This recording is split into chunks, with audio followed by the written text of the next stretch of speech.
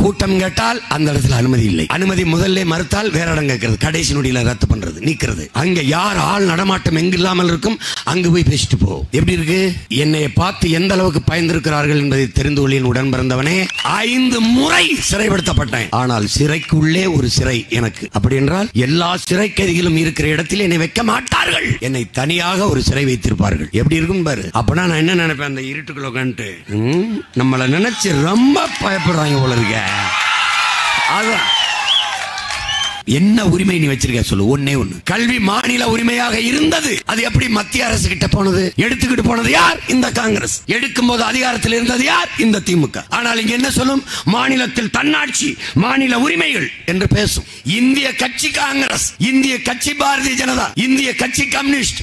அந்தந்த மாநிலங்கள் என்று வருகிற போது அந்தந்த மாநில நலனையே பேசும். மாநில நலனுக்காக தொடங்கப்பட்ட கட்சி திமுக. அது தேர்தல் என்று வருகிற போது, எப்போ பாராளுமன்ற தேர்தல் என்று வருகிற போது இந்திய நலனை பேசும். இந்தியாவை காப்பாற்ற ஸ்டாலின் அழைக்கிறேன். எப்படி பாத்தியா? எப்படி நுட்பமா பாத்துக்க. 2 பேரும் வேற வேற இல்ல. 2 பேரும் யார்? தமிழ் தேசிய மக்களின் வரலாற்று பகைவர்கள்.